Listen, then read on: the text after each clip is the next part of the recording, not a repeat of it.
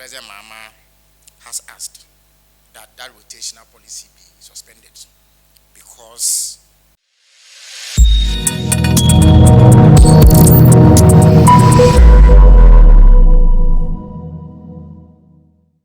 welcome to this briefing on activities leading up to the marking of the 68th anniversary of Ghana's independence. As you may recall, on 6th March 1957, Ghana gained its independence from British colonial rule. And since then, every year there has been national celebrations to mark that momentous occasion. In the last few years, however, there has been an effort to rotate the celebrations amongst various regional capitals.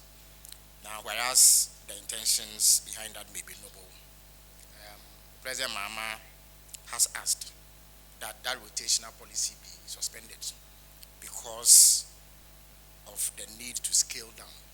And this has become necessary due to escalating costs. It has been discovered after some review that the rotation imposed additional costs. And therefore, at a time when our national budget is severely constrained due to economic difficulties, it was not going to be sustainable to keep rotating the national celebrations. Indeed, if I were to put figures on how much it costs to hold these celebrations, you will find that depending on where the celebrations are sent, there is significant cost implications. For instance, the last celebrations that were held in Wu cost the country a staggering 15 million Ghana cedis. And every time that it has been sent to a different regional capital, apart from Accra, we've had to bear such costs. In the spirit of cutting down on government expenditure, on non-essential expenditure, President Mahama has instructed that this rotational policy be suspended. In addition to this, the main celebrations, which ordinarily would have taken place in Accra at the Independence Square, has also become the subject of some rollback. President Mahama believes that, yes, there is much to celebrate over Ghana's independence. It is perhaps the most significant happening in our entire history as a country. And he acknowledges the need to celebrate this in a manner that befits our status as an independent country. Nonetheless, he is also minded by the parlous state of the economy and the various competing needs, and the fact that there are critical sectors of our national life that do not receive adequate or anything near to adequate funding. He believes that at this moment in time, there is a need to reprioritize government expenditure. And one of the areas where savings can be made is this independence celebration. He believes that it is entirely possible to hold modest but significant events to mark this important occasion without breaking the national peace. For that reason, he has decided that this year's celebration will not take on the spectacular form that we have been used to over the years. Rather than a major event at the Independence Square, where there are contingents of men from the various security agencies and hundreds of school children, I beg your pardon, from across the country who march briskly to applause and cheers. We are going to have a significant ceremony at the presidency, and this will ensure that we minimize the often huge financial implications that come with this celebration. For that reason, I am going to announce a series of activities which will be held at the presidency, or if you like, Jubilee House, as it is now called. There is going to be a military guard of honor that will be reviewed by His Excellency the President. There will also be a cultural performance by two groups of basic school pupils. And then what we consider to be an impactful poetry recital by a senior high school student. Chiefs, religious leaders, basic, secondary, and tertiary students, traders, political party representatives, and other sections of society will be in attendance. This event will be complemented or will be heralded by the president's ceremonial address, which then allows him to speak to the nation in a way that draws attention to the significance of the day. Now, this has become necessary once again because of the need to scale back on the escalating costs. So I repeat, rather than the grand ceremony at the Independence Square, there will be a modest ceremony at the presidency. Now, in the coming days, the government's communication office, which hitherto was known as the Information Service Department, will develop a marketing and public relations plan involving the production of digital and audiovisual and print materials to promote the impending anniversary celebrations. In addition to this, there are some significant events that will be held within the context of holding an overall modest ceremony. So the famous 28 February Christianborg Crossroads shooting incident will be commemorated once again. And then the perennial or traditional presidential awards for school children will also take place. Now, it is the belief of government that these activities will be sufficient to uphold the significance of the day and yet enable government cut expenditure in areas that are non-essential. This, once again, has become necessary because of the need to fit all of these things within a constrained budget and refocus expenditure on the most important areas that require government's attention. So that would be a summary of what I have for you today. I would pause at this moment and take questions from the media. Let me indicate that there are members of the planning committee. The Deputy Chief of Staff, Mr. Standogbe, is here. He is the chairman of the planning committee.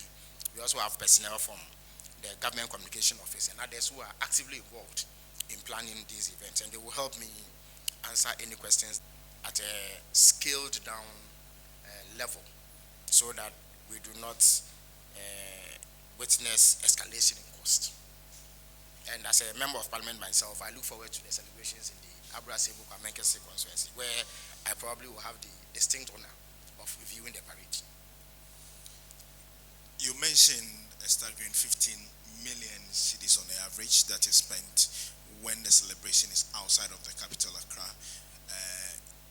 You should equally be minded to tell us how much the government intends to spend on the modest celebration that should be taking place here in Accra. Yes, that is in the works. Eventually, it will be disclosed. But I can assure you that it will be a fraction of what was spent on last year's celebrations. All right, so every year we know that we receive dignitaries from all over the country.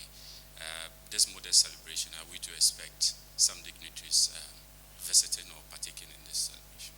Details of that will be disclosed, but irrespective of the nature of the dignitaries that we receive to witness this occasion, it will be a modest celebration. It is very possible to have dignitaries presiding over modest celebrations, and that will be done if and when it becomes necessary. So as you seek to reset the economy, will it not be proper you cancel it outright?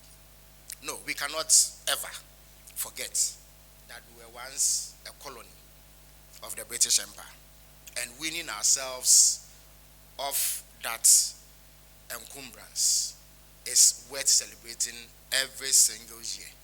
So there's no question about the importance and relevance of this anniversary, except that it can be done in a manner that does not impose any significant burden on the public purse.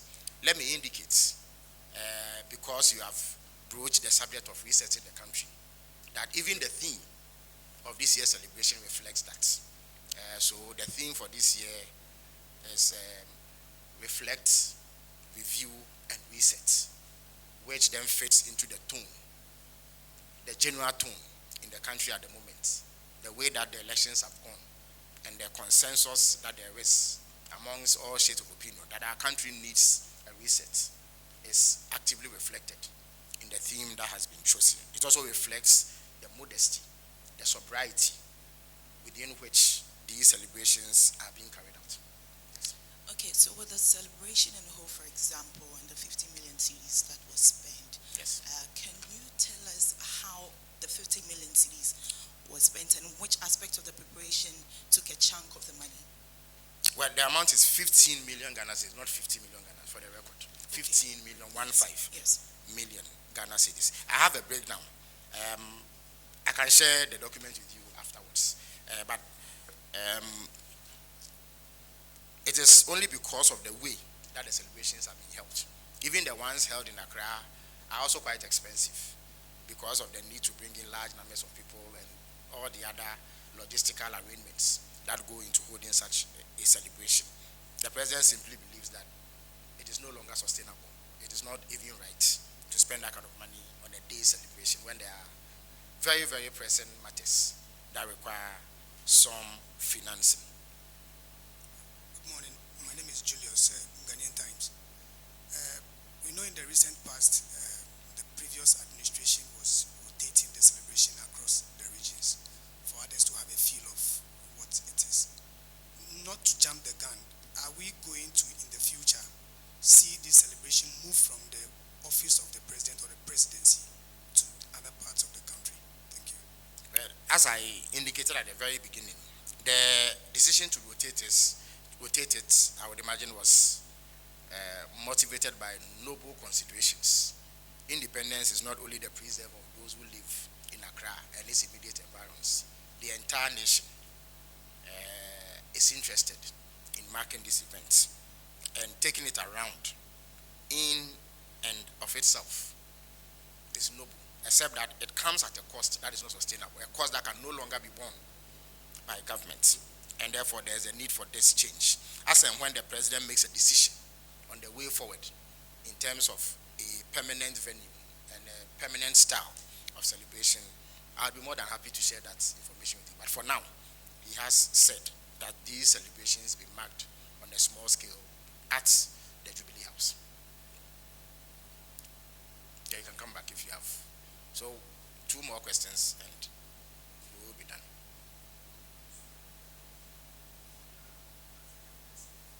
Memory, Mr. John Magafuli, he would rather channel what would have been saved into a tangible project. Are we considering that as well? So that maybe after 5 years we will see this celebration that the grand one that we've stopped having, this is what we've used the money for. Thank you. President Mahama has indicated what his priorities are in terms of public expenditure. He has spoken about job creation. He has spoken about the 24-hour economy.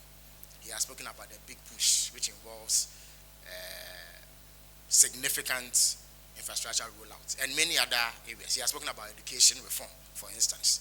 So whereas money will not be put into a specific monument to mark the reduction in costs, you can be certain that every single peswa that comes into the national coffers will be utilized in a way that is beneficial to the people of Ghana.